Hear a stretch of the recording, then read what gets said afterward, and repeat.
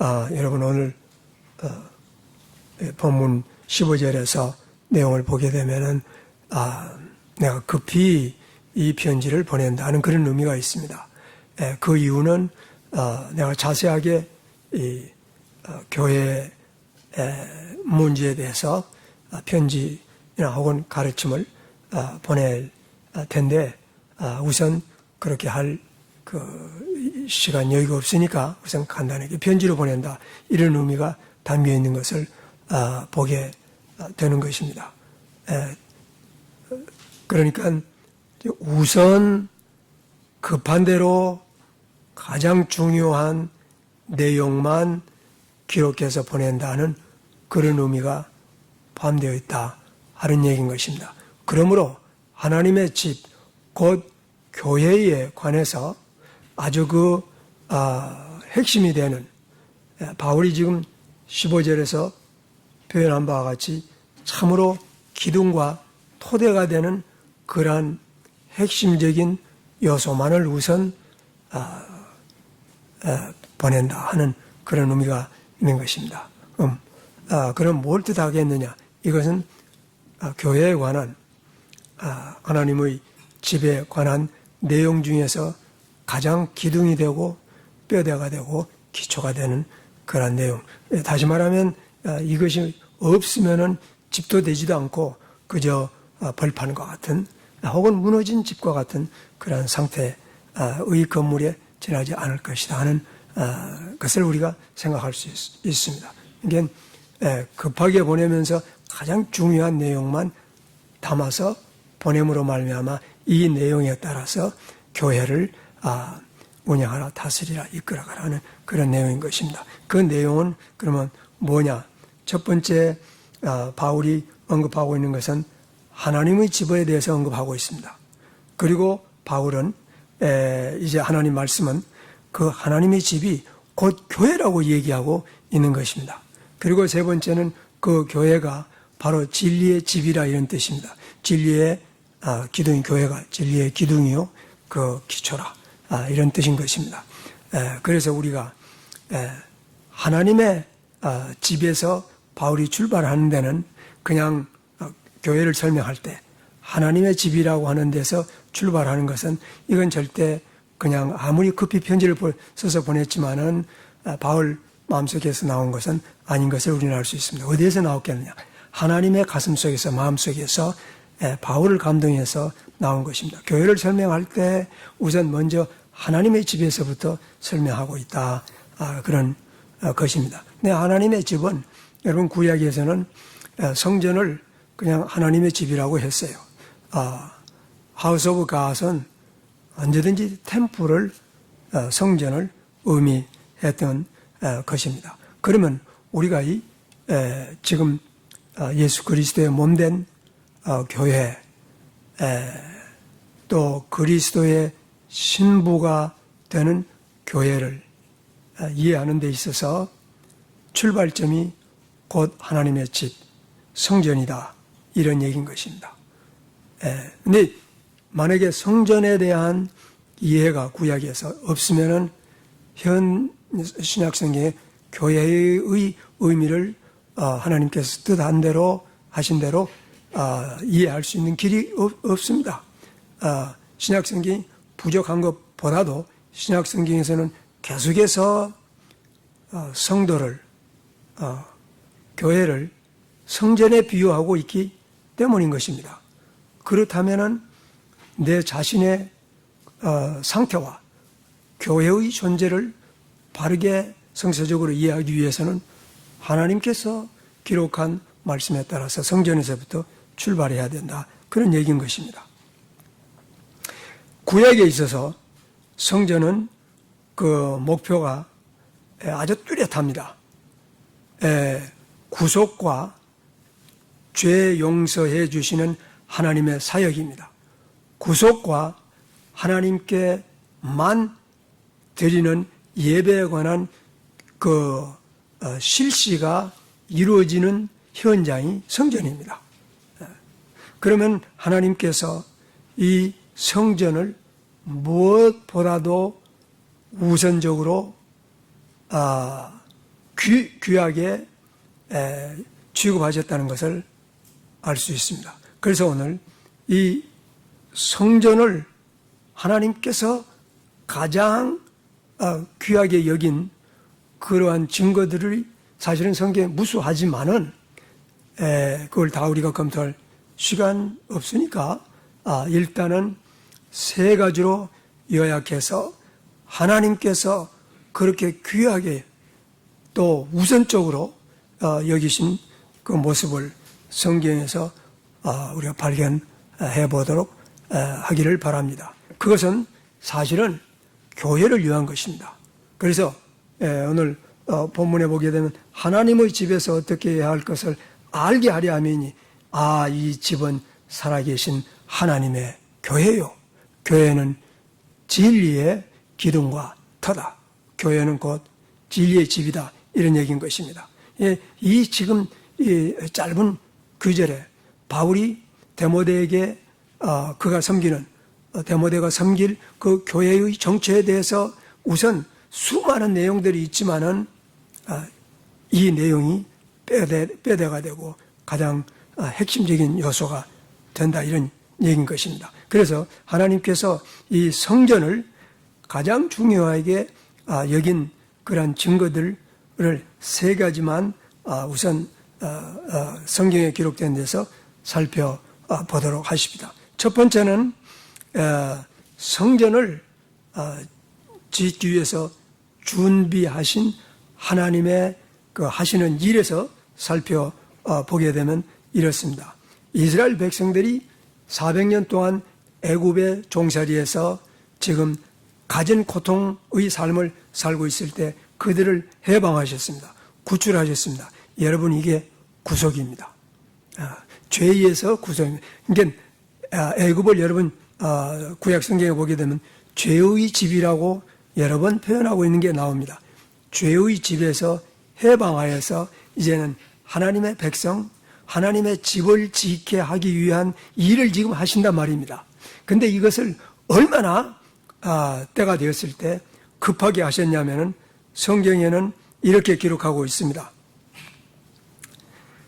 애굽 사람들은 말하기를 이제 10번의 재앙으로 말미암아 우리가 다 죽게 되었다 하고 백성을 재촉하여, 그건 이스라엘 백성입니다. 이스라엘 백성을 재촉하여 그 지경에서 애굽 땅에서 속히 보내려 함으로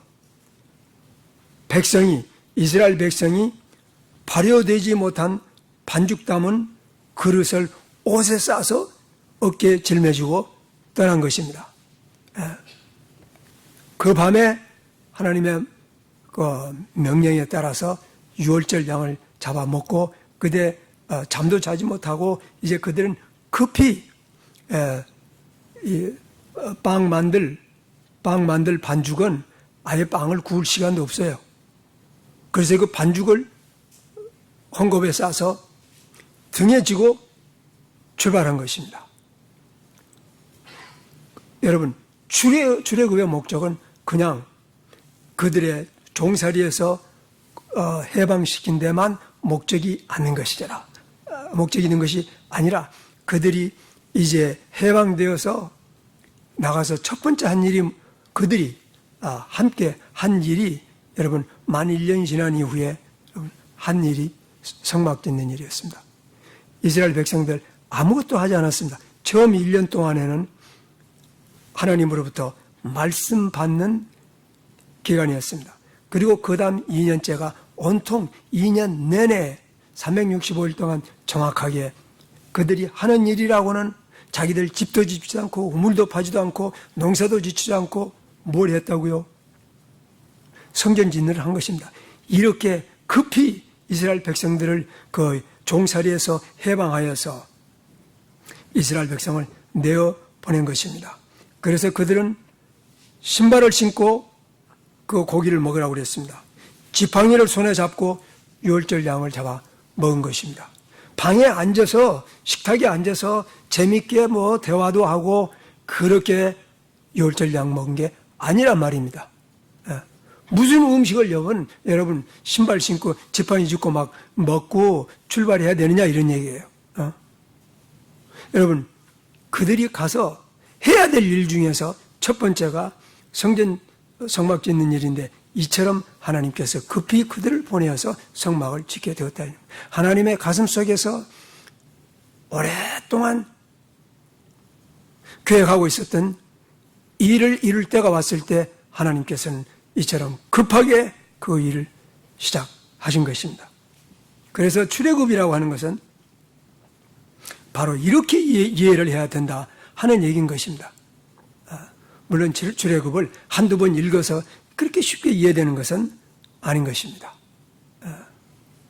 하나님께서 깊고 원대한, 어느 정도로 원대하냐 하면은 이스라엘 백성도 넘어서 예수님의 이 땅에 그 하나님 나라의 세우심도 또 넘어서 하나님 나라의 완성을 이미 해둔 그러한 그 역사적인 사건들을 차례대로 이루어가는 그 구속 역사의 첫 번째가 되는 그런 의미를 가지고 있는 것입니다. 그러므로 그들이 애굽을 밤에 떠나서 그 다음에 홍해를 건너서 죄의 백성 죄의 백성을 상징하는 애굽을 이제 떠난 것은 여러분 다시는 애굽으로 돌아가면 안 된다는 그런 의미인 것입니다. 그래서 구약을 읽을 때 애굽으로 돌아가려고 하는 자마다 하나님 징벌 받는 모양이 성경에 여러 번 있는 이유가 바로 거기에 있는 것입니다. 애굽은 죄만 상징하는 것이 아니라 세속을 상징하고 육신을 상징하고 사망을 상징하고 노예를 상징하는 것입니다. 여러분 돌아가지 말라는 것입니다. 하나님께서 때가 됐을 때 이처럼 급하게 몰아낸 것입니다. 그리고 와서 하는 일은 첫 번째 하는 일이 성전 짓는 일인 것입니다. 성막 짓는 일이었던 것입니다. 그래서 이처럼 역사적인 사건을 통해서 하나님께서는 그 성전이 하나님의 집이 하나님 마음속에 우선적으로 첫 번째 있었던 그런 계획이다 이런 얘기인 것입니다. 두 번째는 이제 지금 몇 번 설명드린 대로 이스라엘 백성들이 출애굽 이후에 하나님께서 행하게 하신 일에서 이 성막의 성전의 중요성을 우리가 발견할 수가 있는 것입니다. 하나님께서는 이처럼 급하게 이끌어낸 이스라엘 백성들을 1년 동안 광야에서 헤매게 한 것입니다. 근데 술 취한 사람이 헤맨 것처럼 그렇게 헤맨 것이 아닙니다. 네, 많은 사람들이 이 부분에서 이 1년 동안 기간을 너무 오해하고 있습니다. 이게 만약 이것이 풀리지 않으면 오해가 풀리지 않으면 술 취한 사람들이 몽롱한 것처럼 하나님 뜻 이해할 수가 없습니다. 여러분 이스라엘 백성에게 있어서 이 1년이라고 한 것은 죽고 사는 문제보다 더 중요했던 것입니다. 출애굽 이후에. 왜냐하면 이 1년 기간 동안에 그들은 첫 번째 어디에 있었느냐? 광야에 있었습니다. 호화로운 저택에 있어서 포도나무를 심고 과일나무를 심고 농사를 짓고 집을 건설한 그런 일들을 하지 않았습니다. 광야를 헤매고 있었던 것입니다. 하나님께서는 그들을 향해서 뭘 하셨느냐? 여러분 모든 인간 인류 역사에 있어서 가장 위대한 일 중에 하나인 십계명을 그들에게 주었던 기간이 바로 이 기간입니다. 십계명뿐만 아니라 모든 제사법을 모든 제사장의 그 사역의 규정을 그리고 성막의 모양도 이 기간에 준 것입니다. 그리고 그들이 범죄할 때마다 하나님께서 징계하시면서 반드시 깨닫고 그들을 오랫동안 참으신 모습 이 기간 동안입니다. 이스라엘 백성은 이 1년 기간 동안에 사실은 그 숙곳에서 지금 엘라트까지 가는데 그게 약 230km니까 12일이면 갈 수 있는 길입니다. 이것을 1년을 건너서 시간이 들여서 가게 한 것입니다. 그들이 배워야 될 교훈이 있고 하나님께서 주셔야 할 말씀이 있었기 때문인 것입니다. 그래서 모세를 통해서 하나님께서 이 기간 동안에 십계명이라는 말씀을 주신 것입니다. 계명을 주신 것입니다. 출애굽기 25장에서부터 27장에서 민수기 8장 4절에서 또 다윗에게는 역대상 28장 12절 19절 적어도 8번에 걸쳐서 8번 이상 에 걸쳐서 하나님께서는 이 성막의 모양을 모세에게 눈으로 보게 보여주신 것입니다. 그리고 적어도 2번에 걸쳐서 다윗에게 성막의 모형을 하나님께서 직접 보여주신 것입니다. 하나님 마음속에 가슴속에 있는 것을 사람의 눈으로 볼 수 있도록 그 도형을 만들어서 모세의 눈에게 보여줬고 다윗의 눈에 보여준 것입니다. 틀리지 않도록 잘못 배치하지 않도록 척수가 다르지 않도록 정확하게 1년 동안에 이스라엘 백성들이 광야에 있을 때 하나님께서는 이러한 일을 하신 것입니다. 여러분, 이 기간 동안에 지금 여러분 성막 가게 되면은 머릿속에 그 구조가 떠오르도록 제가 오랫동안 말씀을 했습니다마는 다시 한번 기억을 하실 수 있는 대로 여러분들이 기억을 보고 또 기억을 해 두도록 훈련을 해 두면 좋겠습니다. 성막을 지을 때 입구가 어느 방향을 향하도록 했느냐? 동편이었지 않습니까? 근데 동편에 문을 두었습니다. 근데 동편에 그 문을 지키는 그 진은 누가 거기 진을 치고 있었죠? 모세와 아론이었습니다. 모세와 아론은 정확하게 신약성경에서 하나님의 말씀 예수 그리스도 대제사장 레위의 대제사장 직분을 상징적으로 예수 그리스도의 모습을 나타내도록 조치를 취해놓은 것입니다. 그래서 모세와 아론의 외의 사람들이 그 진에 가까이 오면 성경에서 죽인다고 얘기를 하고 있는 이유가 그겁니다. 그것은 하나님께서 잔인해서 사람을 죽이고 모세와 아론만이 무슨 특별한 사람이기 때문에 그런 의미가 아닙니다. 예수 그리스도 외에는 사람이 생명을 얻을 수 있는 문이 없기 때문인 것입니다. 왜냐하면 이 문 다음에 첫 번째 나타난 게 뭐였죠? 번제단입니다. 속죄입니다. 우리 인간이 속죄받을 수 있는 다른 길이 없습니다. 바른 문으로 들어와야 됩니다. 들어오게 되면 첫 번째 만나는 게 번제단입니다.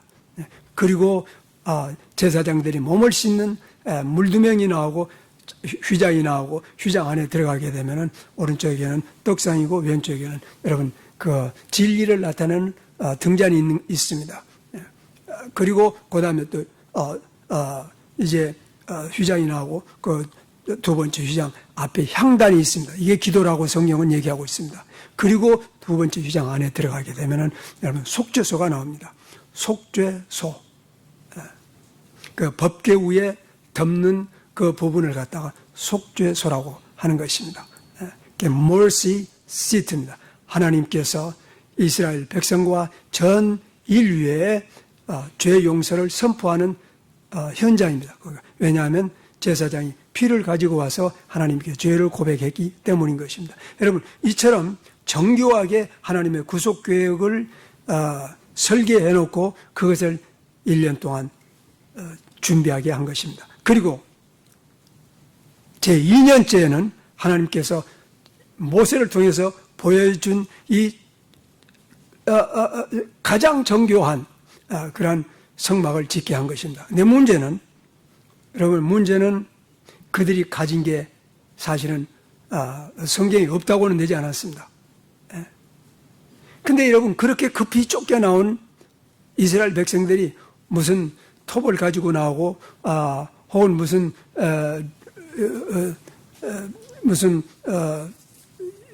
이 못을 가지고 나오고 그렇게 하지 했는지 안 했는지는 모르겠습니다.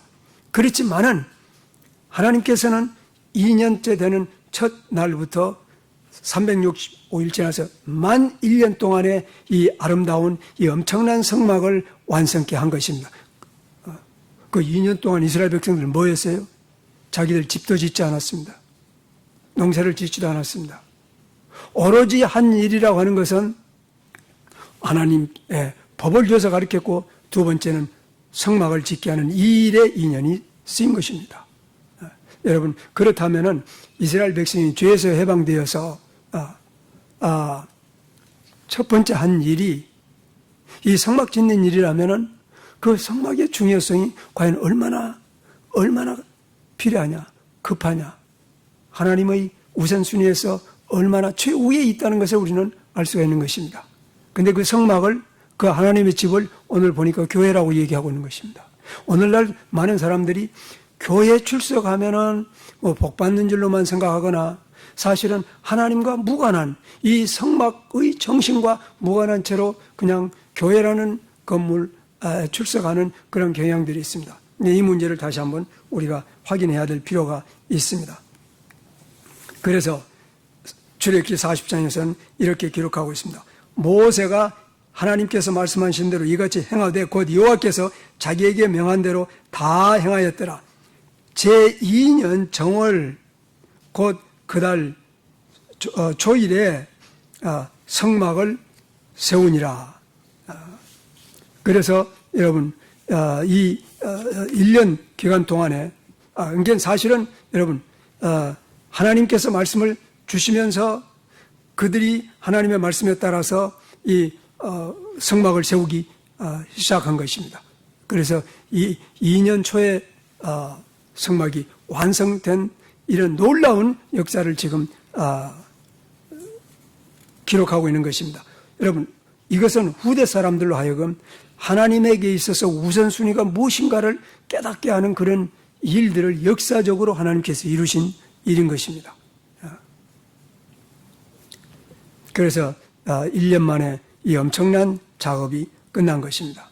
세 번째로 이 성막의 중요성을 하나님께서 다시 한번 확인하는 그러한 역사적인 사건을 우리가 성경에서 볼 수가 있습니다. 그것은 그 정교하고 웅장하고 아름다운, 물론 석조 건물이 아닙니다. 솔로몬이 세운 석조 건물이 아니고 지금 성막을 의미합니다. 근데 이 정교한 성막을 세우도록 준비한 사람의 이름에서 곧 성막의 중요성을 알 수가 있는 것입니다.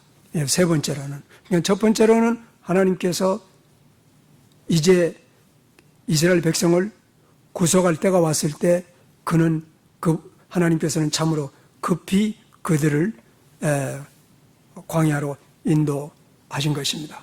광야에 와서 그들이 하나님의 말씀을 받고 하나님의 모든 말씀을 받고, 그리고 그들은 사실은 농사도 짓지도 않고 집도 짓지도 않고 포도원을 심지도 않고 오로지 하는 일이라는 것은 하나님의 말씀을 받아서 하나님의 집을 짓는 일을 먼저 했다, 이런 얘기인 것입니다. 그래서 아까 제가 참 2년이 아니라 죄송합니다. 1년 만에 하나님의 말씀을 받고 그 1년 만에 하나님의 집을 완성한 것입니다. 여러분, 이게 지금 중요하다, 이런 얘기입니다. 그래서 첫 번째는 하나님께서 급히 그들을 광야로 보낸 이 사건의 목적은 뭐냐? 여러분, 그들 다만 훈련시키기 위한 그런 것뿐만이 아닙니다. 광야에서 하나님의 집을 짓게 하신 데 의의가 있다, 이런 얘기인 것입니다.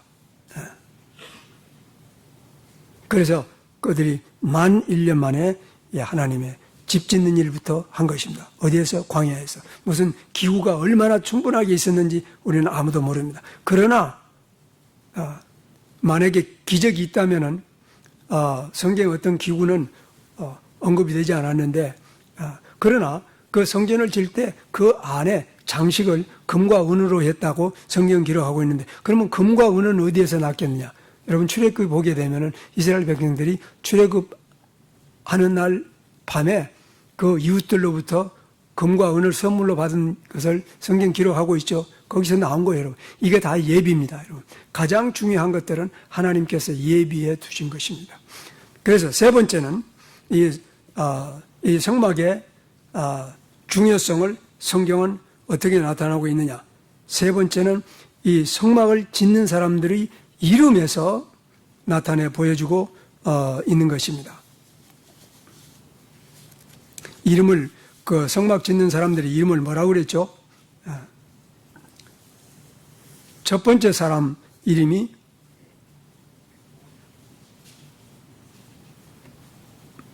오홀리압이 있고, 그 다음에 또 한 사람 이름은 부살엘입니다. 여러분, 이것을 머릿속에 기억하기 조금 쉽도록 이렇게 힌트를 주면은 기억하기가 좀 쉬울 것 같습니다. 부살엘이에요. 근데 엘이라고 하는 말은 성경에서 언제든지 하나님이란 뜻입니다. 근데 부살엘이라고 하는 말은 하나님의 그림자란 뜻이라고 합니다. 다시 말하면 하나님의 보호라고 하는 뜻입니다. 엘이 들어갔어요. 부살엘은, 부살이란 말은 그림자라고 하는 뜻이라고 합니다. 그건 뭐냐면 곧 보호란 뜻이에요. 하나님의 보호란 뜻인 것입니다. 그렇기 때문에 이제 교회라고 하는 것은 처음부터 하나님의 절대적인 보호 아래에 있는 그런 사람들의 모임입니다. 그것을 소위 신학적으로 말하면 성도의 견인입니다. 성도의 견인이라는 건 뭐라는 것은 하나님의 한 번 백성이 되면은, 한 번 구원을 받으면은 절대 그 구원을 빼앗아갈 자가 없습니다. 놓치지 않습니다. 하나님의 보호 아래에 있기 때문인 것입니다. 문제는 하나님의 보호 아래에 들어오지 아니한 채 착각 속에 사는 사람 이는 삶이 문제인 것이지, 일단 하나님의 보호 아래에 들어오게 되면은 예수님의 표현을 하면 아무도, 하나님은 마녀보다도 크시기 때문에 하나님으로부터 빼앗아갈 자가 없다고 예수님이 말씀하고 있는 것입니다. 아무도 나의 손으로부터 빼앗을 자가 없다고 하나님의 엄청난 완전한 보호를, 영원한 보호를 이미 성막을 지을 때부터 백성들에게 보여주고 있는 것입니다. 부살엘, 하나님의 보호 혹은 하나님의 그림자라는 뜻이라고 합니다. 두 번째 사람이 바로 오홀리압입니다. 근데 이것도 머릿속에 기억하기 쉽게 하는 방법 중에 하나는 이 압이라고 하는 말은 아비입니다. 아비. 혹은 아버지. 그러니까 오홀리압은 하나님의 아버지의 장막이라는 뜻이라고 합니다. 아버지의 장막이에요. 여기서 아주 분명하게 우리는 그게 하나님의 집이로구나 하는 걸 깨달을 수가 있습니다. 그러니까 하나님께서, 제가 여러분들에게 말씀드리는 것은 하나님께서 그 엄청난 준비뿐만 아니라 이 집을 짓는 그 건축자들의 이름에서까지 하나님의 그 뜻이 담겨 있다, 이런 뜻입니다. 왜냐하면 하나님의 마음이 온통 여기와 있기 때문에. 왜 그랬습니까? 이것이 오늘 본문에서 기록한 바와 같이 하나님의 집에서 어떻게 행해야 할 것을 알게 하려면 이 집은 살아계신 하나님의 교회이기 때문인 것입니다. 예수 그리스도의 신부이기 때문입니다. 예수 그리스도의 몸이기 때문인 것입니다. 그렇다면은 여러분, 얼마나 예수 그리스도가 16절에 보게 되면 하나님이라고 그랬잖아요. 그도다 경건의 비밀이여 그렇지 않다 할 즉 없다다. 하나님이 육신으로 나타난 바 되었으니 라고 얘기하지 않았습니까? 네. 하나님 자신의 몸입니다. 교회가. 하나님 자신의 몸, 교회입니다. 구원받은 사람, 성도들, 크리스찬들을 지금 의미하고 있는 것입니다. 그래서 제가 지금 말씀드린 것은 이 세 가지 이유에서만 보아도 하나님께서 성전에, 다시 말하면 교회에 대한 하나님의 그 경륜을 우리가 알 수가 있게 된다, 이런 얘기인 것입니다. 그러므로 제가 조금 전에 말씀드린 것처럼 성전을 지을 때 우선 성전 밖에 12지파가 지키고 있는 것을 여러분들 본 적이 있습니다, 이미. 근데 동편에는 물론 이제 다윗, 유다 족속으로부터 유다 족속에서 루벤 족속, 시몬 족속이 진을 치고 있는 그런 모습을 봅니다. 그리고 그 안에 이 세 개의 족속이 적어도 7만 명, 8만 명 가까운 이 족속들이 지키고 있는 그 안에 동편문은 모세와 아론의 진만이 진을 치도록 하나님께서 명령을 해두셨고, 다른 족속들이 가까이 오면 죽이라고 하는 그 의미가, 민수기에 있는 말씀대로 그 의미가 뭐냐? 여러분, 아무도 접근을 못한다는 뜻이 아닙니다. 그 모세가 상징하고 아론이 상징하는 예수 그리스도 외에는 그 문으로 들어올 자가 없다, 그런 의미를 지금 가지고 있는 것입니다. 그렇다면 그 이후에 설치되어 있는 그 기구들이 모든 모양이 여러분 다 구원에, 그리고 예배에 관한, 하나님의 백성에 관한 의미들을 상징하고 있는 것입니다. 자, 그러면은 이 신약 성경에서 성전은 아주 분명하게 그 모습이 그리스도와 그리스도의 몸에 속한 교회에 완성된 것을 기록하고 있습니다. 그래서 요한복음 2장 21절에서 보게 되면은 예수님께서 이런 말씀을 하시지 않았습니까? 이 성전을 헐으라. 그러면 내가 3일 만에 짓겠다 하니까 바리새인들이나 유대인들이 대단히 아주 분노한 장면을 볼 수 있습니다. 이게 48년 동안이나 지금 짓고 있는데 아직도 완성이 안 된 것 같습니다. 예수님 살아계실 동안에. 근데 네가 3일 만에 이것을 완성하겠다고 하느냐 하고 아주 그 노하는 장면을 볼 수 있습니다. 그런데 제자들은 예수님이 아마 승천하신 이후에야 이 성전은 자기 몸, 예수님의 몸을 뜻하는가 하는 것을 깨달았다고 성경은 기록하고 있습니다. 그래서 성전된 자기 몸을 가리켜 말씀한 것이라고 기록하고 있습니다. 성전이 곧 교회라는 것입니다. 자, 그러면은 바울이 이 문제가 중요하기 때문에 바울이 말이죠, 이 내용을 여러 번 다른 모양으로 되풀이하고 있습니다. 그러므로 우리가 이제 성경을 읽을 때 그 하나님의 그 영원한 그 계획이 이루어진 내용 중에서 나와 그 관계를 항상 살펴보는 일이 필요합니다. 그런데 대부분 사람들이 이런 자기 신분 확인에 대해서 무관심한 경향이 있습니다. 그래서 저는 여러분들에게 지금 지식의 전달이 있는 것이 아닙니다. 지금 사도 바울도 제 생각에는 데모데에게 어떤 무슨 신비한 지식을 깨닫게 주기 위한 것이라고 생각하지 않습니다. 데모데가 그 예수 그리스도의 몸된 교회를 어떻게 다스릴 것이냐, 어떻게 인도할 것이냐, 어떤 관계를 가질 것이냐, 하나님의 뜻을 나타내는 그러한 모습인 것입니다. 그러므로 우리도 마찬가지입니다. 지금 무슨 무슨 순서적이나 혹은 규정이나 이런 것을 뭐 좀 안다고 해서 여러분 그리스도인 되는 게 아닙니다. 교회는 이제 근본적으로 사람을 나타내는 건물이 아닙니다. 건물이 아니라는 것을 하나님께서 100번, 1000번 우리 변호를 하면은 확인하기 위해서 그 아름다운 솔로몬의 성전을 완전히 불태우고 파괴해버린 것을 우리는 알 수 있습니다. 그러면 그 후에 헤롯 성전은 어떠냐? 헤롯 성전이 얼마나 아름다웠겠으면은 제자들이 주여 이 아름다운 미석을 돌들을 보십시오. 그러니까 예수님께서 뭐라고 말씀하셨죠? 이 성전에 돌 위에 돌 하나 남지 않고 파괴될 것이라고 해서. 여러분, 다른 성전들은 아직도 남아있는 걸 볼 수 있습니다. 이게 지금 놀라운 것입니다. 바벨론 성전, 바벨론 그들의 템플이나 혹은 헬라 사람들의 템플이나 혹은 로마 사람들의 템플을 보면 아직도 남아있는 걸 봅니다. 이게 놀랍습니다. 그 많은 지진과 전쟁이 났는데도 그 석조 건물들이 남아있다는 게. 그런데 유대인들의 템플은 흔적도 없습니다. 반대로 바로 그 템플이 서 있던 자리에 무슬림들의 Dome of Rock가 버티고 있는 것입니다. 근데 유대인들은 언젠가는 하나님께서 그것을 제거하고 다시 제3의 템플을 세우리라고 착각하고 있습니다. 그리고 예루살렘에 가면은 그 재료들이 정확하게 치수를 재어서 돌을 깎아가지고 지금 쌓아 챙겨놓고 있습니다. 예, 언젠가 다시 템플을 짓는다고요. 그건 정신없는 짓들입니다. 템플이 성경에서 성전이 누구라고 그랬어요? 교회입니다. 그리스도인들입니다. 중생한 사람들입니다. 하나님의 백성들입니다. 예, 크리스천들입니다. 사람입니다, 여러분. 건물이 아닙니다.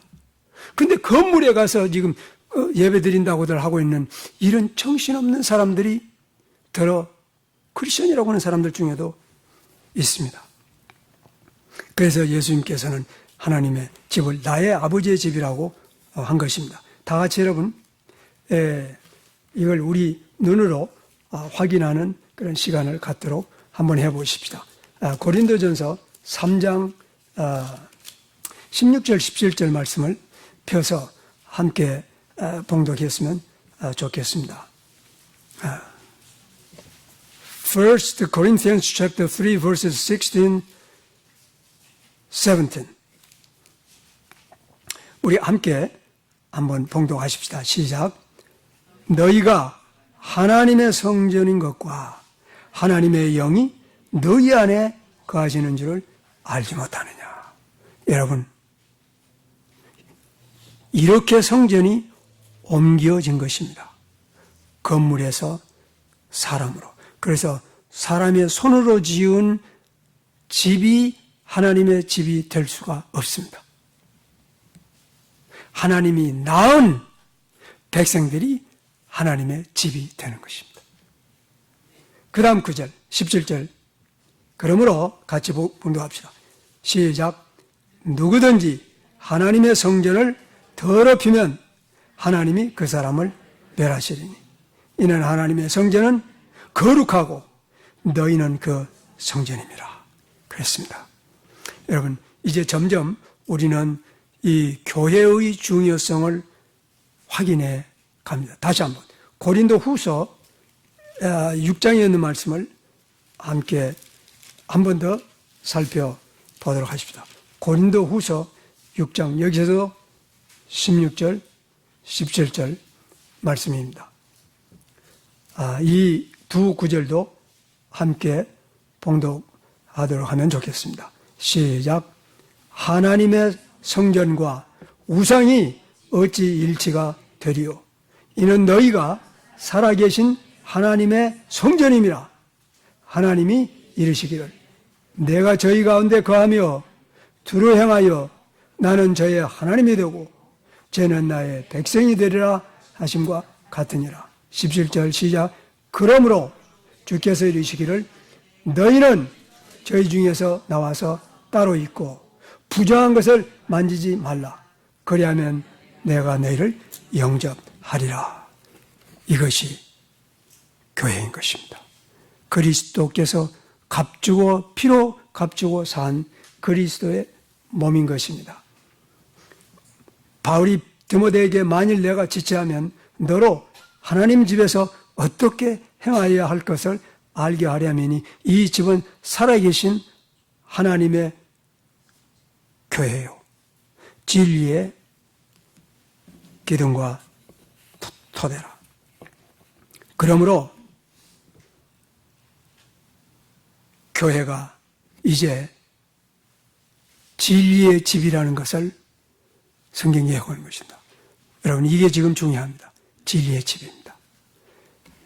그래서 비록 시간이 갔지만은 이 진리의 집에 대한 하나님의 뜻을 확인하도록 해야 될 것 같습니다. 왜냐하면 첫 번째 이미 제가 말씀드린 것처럼 하나님의 집은 건물이 아닙니다. 집은 우리의 인상이 언제든지 건물로 머릿속에 옵니다. 그러나 오늘부터는 우리가 하나님의 집 하면은 하나님의 백성을 생각해야 됩니다. 내가 어디에 살고 있느냐를 확인해야 됩니다. 하나님의 집에서 살고 있는지 세상 집에 살고 있는지 확인해야 된다, 이런 얘기인 것입니다. 지금 이 네 구절은 이거 대단히 중요한 구절입니다. 예, 교회에 관한 하나님의 영원한 섭리를, 계시를 표현한 것들이 있기 때문인 것입니다. 그래서 이 진리의 집이라고 하는 것은 교회는 절대 구조물이 아닙니다. 그런데 이것이 옛날 템플 시대에는 신전을 얼마나 아름답게, 얼마나 웅장하게, 얼마나 돈을 많이 들여서 지은 것을 우리는 알고 있습니다. 조금 전에 말씀드렸지만은 아직도 워낙 튼튼하게 지었기 때문에, 석조건물로 지었기 때문에 뼈대들이 전 세계, 물론 그리스나 이태리뿐만 아닙니다. 바벨론뿐만 아닙니다. 남미에도 마찬가지입니다. 어떤 것은 놀랍게도 원형이 700년이나 2000년이나 2500년 전 것들이 남아있다는 게 신기할 정도입니다. 그러나 하나님의 집은 이제 더 이상 구조물이 아닙니다. 석조물도 아니고 하나님의 백성입니다. 성전입니다. 이것이. 그래서 눈에 보이는 가시적 구조물이 하나님의 집이 아니란 걸 알아야 됩니다. 이제부터 하나님께서 어떤 영원한 그 섭리가 있었구나. 구조물, 우리 인간은 이 안목의 정욕을 끊임없이 쫓아가고 있습니다. 안목의 정욕을 쫓으면은,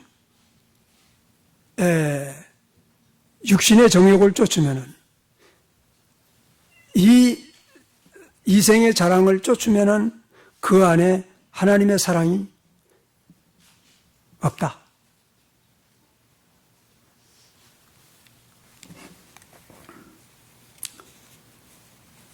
놀라운 것은 모든 종교는 기독교만 제외하고 아직도 템플을 가지고 있습니다. 신기합니다. 심지어는 유대인들도.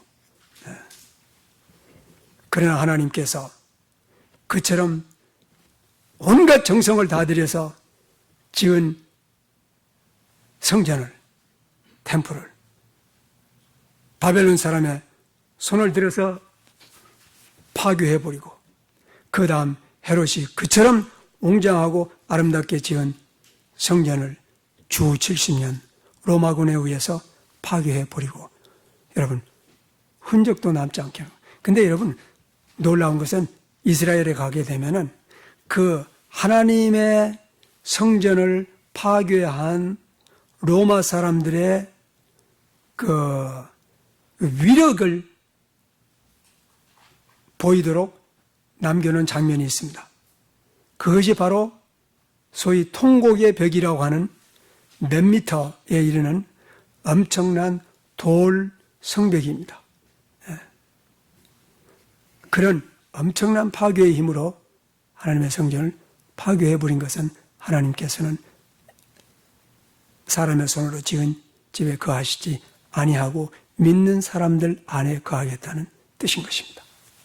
그래서 이 집을 성경에서는 진리의 집이라고 하고 있는 것입니다. 진리의 집. 그러면 이 진리의 집에 대해서 성경은 이제 구조물이 아니다. 그럼 도대체 이 진리의 집이란 뭘 뜻하느냐? 교회란 도대체 이렇습니다. 진리라고 하는 말이 가지고 있는 의미에서 진리의 집이라는 의미를 깨달을 수 있습니다. 진리란 성경에서 아주 클리어하게, 아주 분명하게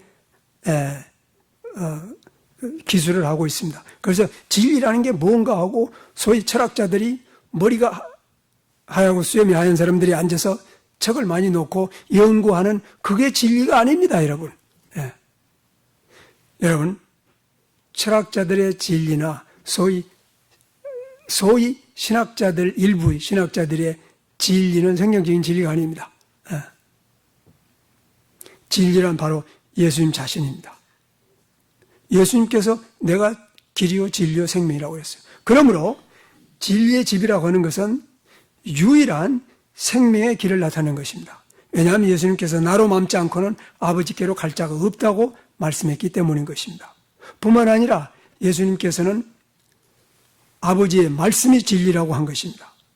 또 요한일서에서는 성령이 진리의 영이라고 했기 때문에 진리는 삼위의 하나님 한 분에는 진리가 없습니다. 그래서 하나님을 믿는다고 고백하는 많은 사람들이 다 하나님의 백성은 아닙니다. 왜냐하면 유일신을 믿는 사람들, 대부분은 99%의 사람들은 사실은 그렇지는 않습니다. 왜냐하면 가톨릭의 숫자가 약 12억이라고 합니다. 그리고 무슬림의 숫자가 약 13억이라고 합니다. 그 외의 사람들, 이 사람들은 다 사실은 그 유일신주의자들입니다. 그러니까 인구가 70억이면은 적어도 25억 정도는 이제 유일신을 믿는 사람들이 때문인 것입니다. 그런데 문제는 가톨릭은 삼위일체 하나님을 믿는다고 하지만은 사실은 구원론에 있어서는 전혀 아닙니다. 아주 100% 아닙니다. 근데 유일신을 믿는다고 해서 다 그 사람들이 지금 하나님을 믿는 것은 아닙니다. 왜냐하면 하나님은 하나님을 나타내기를 삼위의 하나님으로 나타낸 것입니다. 오늘 16절에서 기록된 바와 같이 크도다 경건의 비밀이요 그렇지 않다는 이가 없도다. 하나님이 육신으로 나타낸 바 되시고 하나님이 육신으로 나타났기 때문에 육신으로 나타난 하나님을 믿지 아니한 모든 하나님에 대한 믿음은 참 하나님을 믿는 믿음이 안 된다는 얘기 것입니다. 뿐만 아니라 이제는 성령으로 의롭다함을 예보시고 천사들에게 보이시고 만국에 전파되고 세상에서 믿음받되고 영광 가운데서 올리우신 이 삼위의 하나님을 믿지 않는 믿음으로는 구원이 없다. 이런 얘기인 것입니다, 여러분. 이렇게 면밀하게 정밀하게 하나님께서 지금 하나님의 교회를 준비해 오신 것입니다. 그러므로 교회가 진리의 집이라고 하는 것은 유일한 생명의 길을 뜻하는 것입니다. 다른 길이 없다는 것입니다. 바로 이 문제 때문에 그리스도인들이 가진 고난을 2000년 동안 받아온 것이고 앞으로는 더욱 받을 것입니다. 그것을 여러분 극렬한 시험이 오게 되면 살아남을 자가 몇이나 되겠습니까?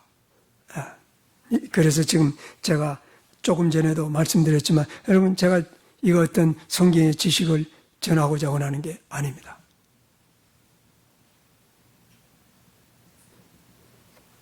고린도전서 15장에 있는 말씀처럼 너희는 너의 믿음을 확인하라.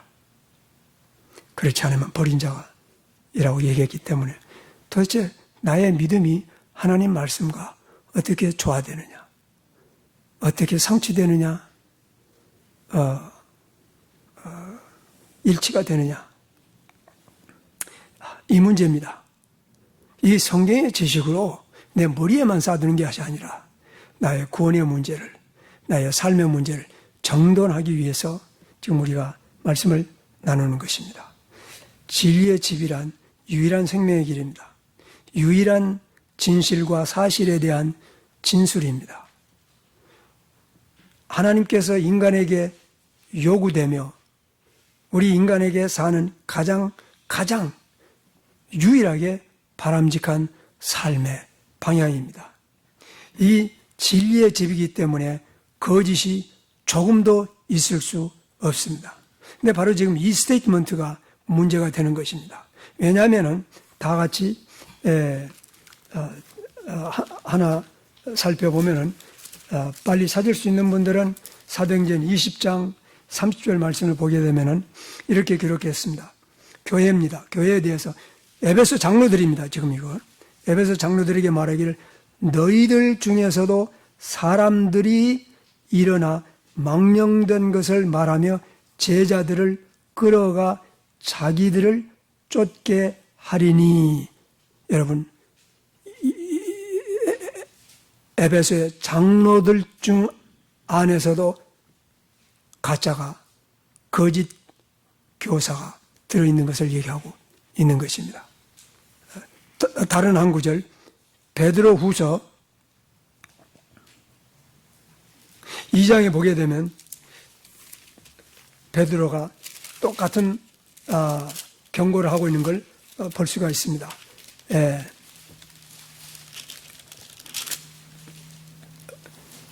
베드로후서 2장 1절에 보면은 이렇게 기록하고 있습니다.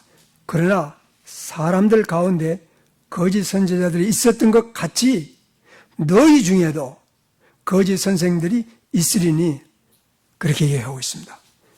여러분, 이게 문제가 되기 때문에 제가 지금 처음부터 자풀이해서 이 성전의 문제, 하나님의 계획의 섭리, 교회의 신분에 대해서 얘기하고 있는 것입니다. 진리의 집 안에는 거짓 교사가 들어올 수가 없습니다. 그런데 성경에 들어왔다고 얘기하는 것입니다. 그런데 그 다음 주제를 보면 이렇습니다. 저희는 멸망케 할 이단을 가만히 끌어들여 자기들을 대속하신 주님을 부인하는 하고 임박한 멸망을 스스로 취하는 자들이라. 그 다음 2절 보면 많은 사람이 저희의 파멸의 길을 따르리니 그들로 인하여 진리의 도가 비방을 받을 것이다. 그래서 이걸 경고한 것입니다, 여러분. 그러나 그들의 끝이 어떻게 되겠느냐고요? 그들은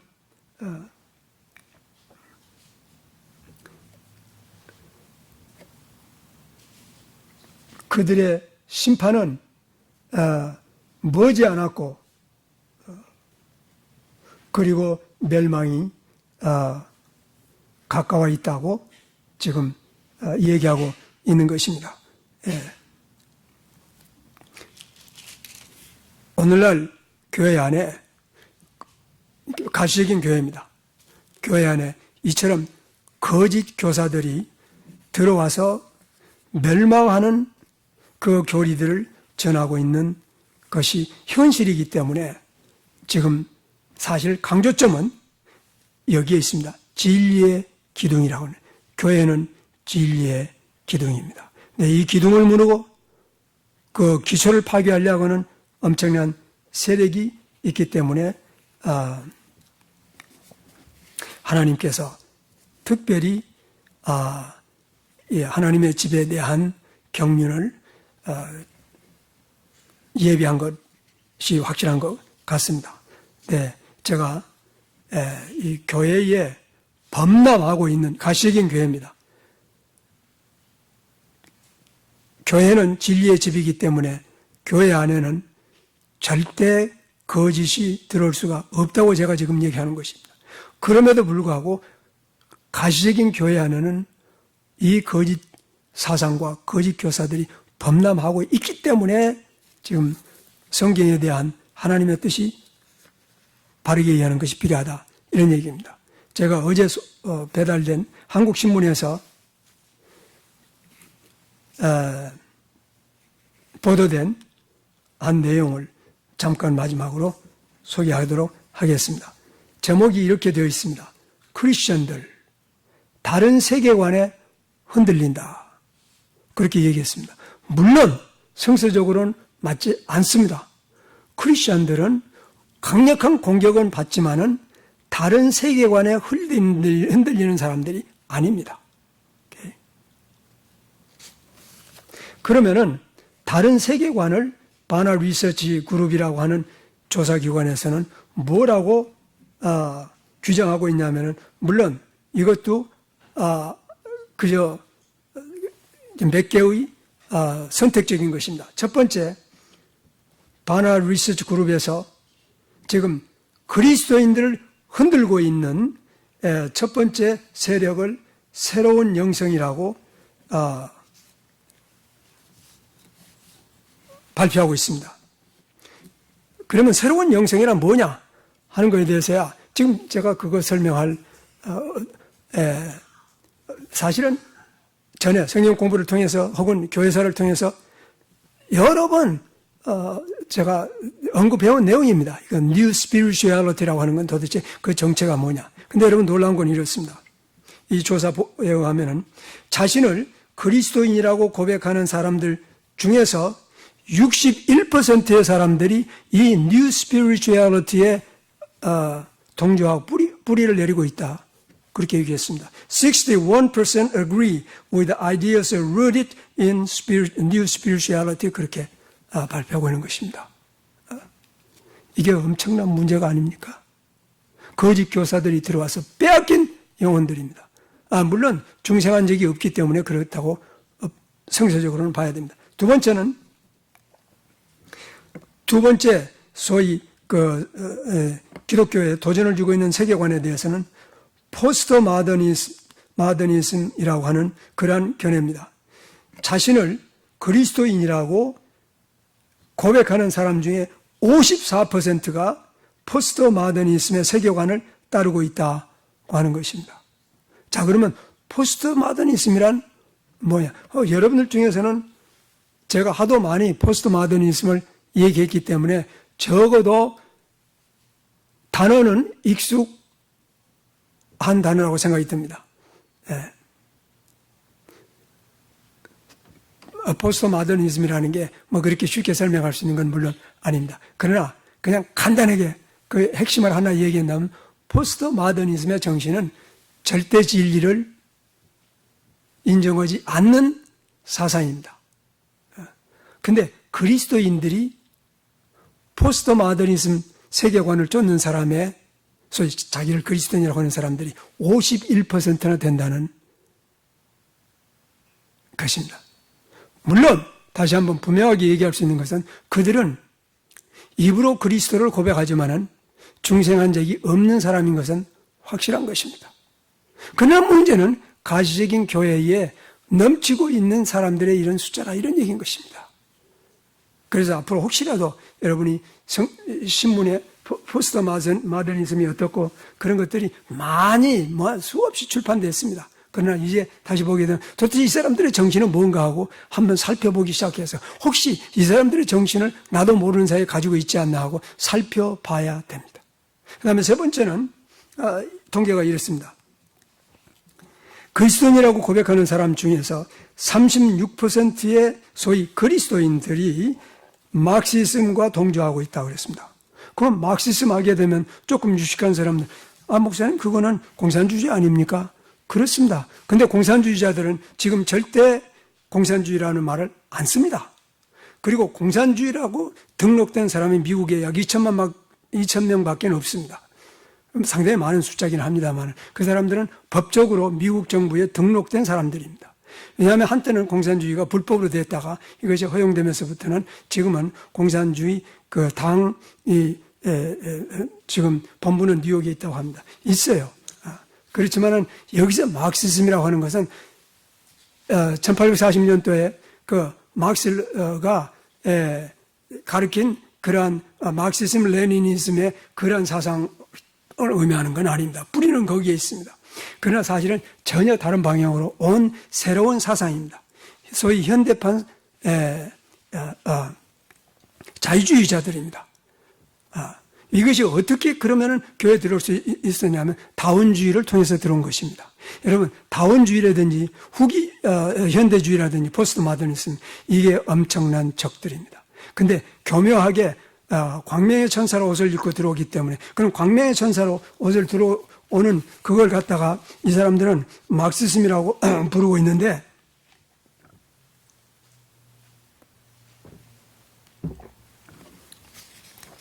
마르크시즘이 가르치는 내용 중에 하나를 이렇게 표현했습니다. 이 사람들은 개인적 재산은 욕심과 질투만을 불러일으키기 때문에 좋지 않다. 그렇게 개인적 재산은 욕심과 질투만을 불러일으킨다는 것에 대해서 그리스도라고 하는 사람들이 11%가 동의했다는 것입니다. 물론 젊은 세대일수록 사유화된 자신의 자산의 축적과 형성에 반감을 가진다. 따라서 개인이 아닌 국가와 모든 국민들이 균등하게 부를 분배받을 수 있도록 나서야 한다는 설문에 14%의 그리스도인들이 강력하게 지지하고 있다. 이런 얘기들입니다. 세계관 조사들입니다. 그 다음에 이제 세속주의에 대해서 네 번째로는 세속주의에 대해서 문제를 제기하고 있습니다. 세속주의의 도자는 이렇게 얘기하고 있습니다. 문제는 세속주의의 또 다른 총화인 물질주의의 도전에는 너무나 쉽게 무너지고 있다는 점이다. 물질만이 전부인 세상에서 결코 삶의 의미와 목적은 열심히 일해서 최대한 많은 물질적 보상을 받는 것이다라는 설문의 20% 크리스찬이 맞다고 얘기하고 있는 것입니다. 젊은 사람 세대나 도시에 사는 크리스찬일수록 열심히 일해서 행복하게 사는 것이 바로 신앙이라는 잘못된 세속주의에 빠져 있다고 하는 것입니다. 이처럼 세속주의, 다원주의, 신비주의, 신영성주의, 여기 마르크시즘이라고 이 사람이 단어를 썼는데 이거는 저 개인적으로 봐서는 조금 이 사람들은 전문가고 나는 비전문가니까 이렇게 비평할 그런 어서리티는 제가 없습니다만은 제가 보기엔 그렇습니다. 사실은 이것은 현대판 자유주의자입니다. 현대판 자유주의 사상을 이미 강력하게 첨한 것이 대학교 강단입니다. 그리고 신문사의 그 언론기관입니다. 그리고 의회인 것입니다. 그리고 그 세력이 교회까지 들어온 것입니다. 여러분, 이러한 비성서적인 그러한 세계관이 교회에 들어와서 가장하고 교회로 등장하고 있는 시대에 지금 우리가 살고 있기 때문에 하나님께 사도 바울은 지금 만일 내가 지체하면은 하나님의 집에서 네가 어떻게 해야 될 것인가? 이게 2000년 전에만의 문제가 아니라 오늘날에는 기하급수적으로 더 문제가 되는 문제들인 것입니다.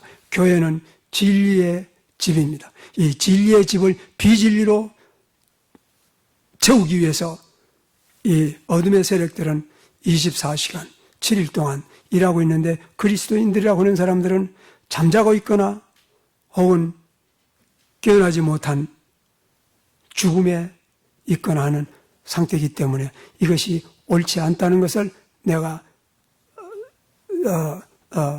보여주고자 하는 그런 뜻인 것입니다. 여러분, 제가 역사를 여러분들에게 설명하거나 혹은 현대 문화사를 설명하고 있는데 목적이 있는 게 아닙니다. 나의 영혼이 지금 어디에 있느냐? 나는 어떤 세계관을 가지고 살고 있느냐?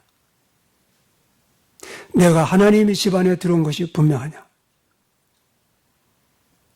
내가 출석하고 있는 교회는 진리의 집이냐? 나는 진리의 자녀냐? 이러한 것들입니다. 그러므로 오늘부터라도 우리가 어디 가서 진리를 배웁니까? 하나님의 말씀 외에는. 요한복음 17장에 보게 되면 하나님의 말씀이 진리입니다 라고 예수님께서 말씀하셨는데, 그러므로 오늘 우리가 다시 한번 성경에 가서 진리를, 생명을, 유일한 구속의 길을 내가 알고 소유하고 헌신하는 그런 일들이 각자에게 그리고 이 교회에 있어야 되겠습니다. 기도합시다.